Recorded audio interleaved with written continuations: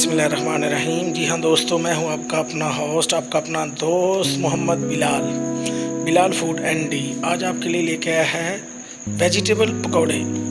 रमज़ान में ऐसे पकौड़े आपने आज तक नहीं खाए होंगे भाई, ये यकीन से कह रहा हूँ। रेसिपी पूरी देखें और जो दोस्त मेरे चैनल पर नए हैं वो मुझे सब्सक्राइब, लाइक और बेल आइकन को ज़रूर दबाएं ताकि हर आने वाली वीडियो आप तक पहुंच सके।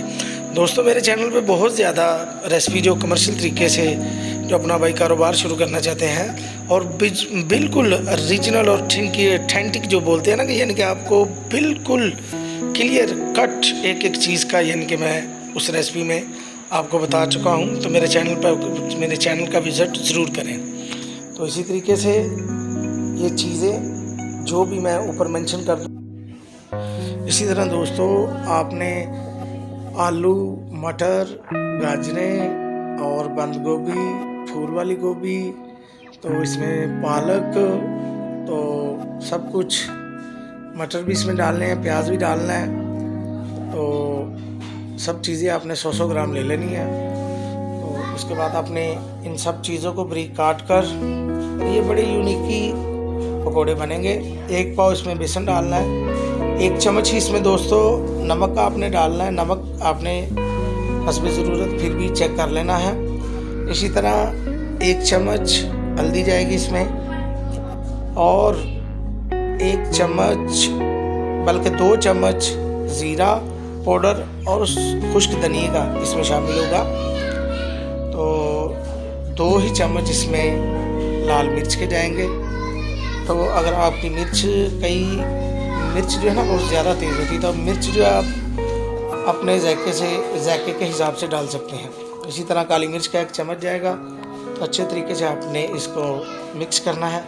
मिक्स करने के बाद 2 चीज़ें बल्कि इसमें और शामिल होंगी। तो आप जब हल्का सा इसको मिक्स कर लें अच्छे तरीके से, तो इसी तरह पहले आप इनको गुदाई करेंगे और मिक्सिंग अच्छे तरीके से करेंगे। एक जान करेंगे दोस्तों, मसाला जो अच्छे तरीके से इनमें शामिल हो जाए, ठीक है।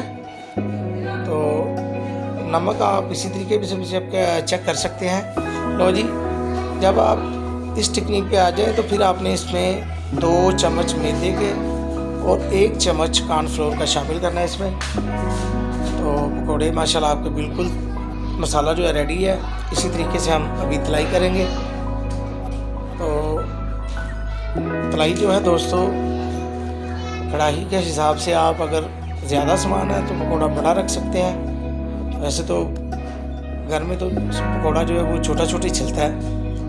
तो आप रेसिपी को पूरा फॉलो करें और माशाल्लाह इतने मज़ेदार पकौड़े, इतने यूनिकी पकौड़े मुझे नहीं लग रहा कि आपको यूट्यूब पे किसी ने बताया हो, ठीक है। इसी तरीके से मेरी रेसिपी को फॉलो करें और आप देख सकते हैं पकौड़ों की रंगत, और ये इतने टेस्टी होंगे जब आप इसको घर में इस रेसिपी को फॉलो करेंगे। तो आप मुझे कमेंट बॉक्स में खुद ही लिखेंगे। लो जी, इजाज़त दें, अल्लाह हाफिज़।